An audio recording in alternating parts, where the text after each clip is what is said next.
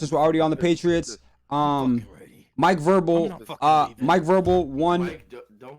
Coach of the fucking year, man. Mike Vrabel won. A round of applause. Um, Get the artillery out. So Get the artillery out, man. So let everything go. Let it all go, bro. So how much of this was, like, this run was Vrabel, or I don't know, like, they brought in Diggs, right? But that wasn't. Is that a Vrabel thing?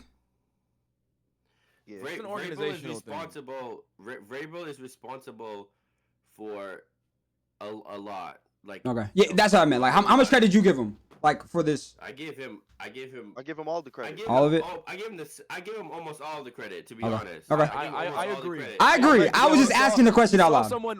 We saw someone like take this pretty much the same team and do nothing with it. So Yeah. like he deserves a lot of the credit. I wouldn't say all of it, but I'm not gonna say that. I'm not gonna say that, G. I'm gonna say this: that they gave Vrabel more pull than they give Mayo. Mayo didn't have a say in the roster development. Vrabel did. I don't know if that's true or not, but I wasn't tapped in, so I couldn't tell you. That could be true, but there's way more things with that. So if he doesn't get to pick the roster, that means he doesn't he doesn't coach, because he barely No, can. it's You not- still it's got not a that. to take away. Gerard Mayo would voice an opinion for players. They'll be like, yeah, sleep on it. Vrabel mentioned players. They went out and got them. I mean, I don't know how much truth to that, but all I'm gonna say is that's that true. all I'm gonna say is Mayo. One thing I'm gonna say is Mayo didn't even you could argue he even deserved a head coaching job, and we gave him a shot. Okay. I don't think we should even be talking about Mayo, to be honest. Yeah, no, I didn't want to go into that either. Yeah. But We no, talking but about sandwiches. Unless we don't talking got- about sandwiches. Congratulations first to all the amazing award winners tonight. You're the reason that our game is. Of that culture is what we see. You have so many players on this team that have been like forgotten players, throwaway players, mixed in with obviously you have like some stars. You have Diggs coming off the injury. You have all these pieces, and he got so much out of them. If you look at the list of like the 1-year deals that they did, the short money contracts, all these guys contributed.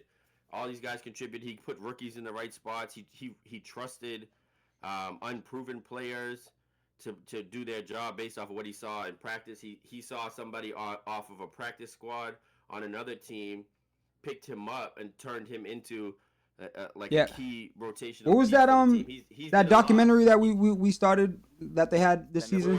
Forged in Foxborough. The Forged in Fox. Yeah, they never finished it. But just from that, when we started, we got busy. When we watched the first episode of that, I could just tell his energy, like that alone, like was a crazy shift. Like I don't know how the energy in the locker room was last year. I wasn't really tapped in like that. But this year, since we've been tapping the whole time, I would say like just off of that and just seeing that energy that he brought to the organization this year, it was crazy. It was literally the first day in that meeting where he brought Caden Wallace up and he told him to get down in his stance, and he got down in his stance and he was like, "I'm here with y'all." Yeah. He's like, "I'm in the trenches with y'all this whole year." To like a player, like, you know what I mean, like, and that was what set the energy off. What up, Carl? You Definitely a player coach. Good morning, Carl. Can I say for not me, just a player coach though? He's a coach too. You could see the guy. You could see that. You could genuinely see that these guys are rallying like behind him, like for sure. Like there's Can I say what the turning point was for me that I knew that Vrabel was gonna be special for the Pats? When y'all remember when they do the joint practices and Vrabel came out bloodied, I knew right then and there that he was going. And he got bloodied a couple more times during the season too. I just knew. Shout out to Vrabel, man. This is training camp, like joint practice, and your coach comes out with blood on his forehead, on his wherever the blood was at.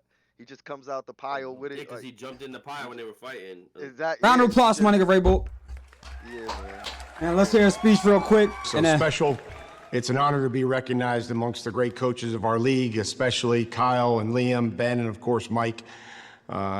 Ultimately, my name will go on this award, but this award belongs to a building, it belongs to a staff, and ultimately it belongs to the men in the locker room who believed when they couldn't always see it and also bought in when it wasn't easy. I appreciate that and everything they do. We did this together, and I'll always be thankful and grateful to be your coach. I'd like to thank Robert and Jonathan Kraft and everybody in our building that helped us win on and off the field.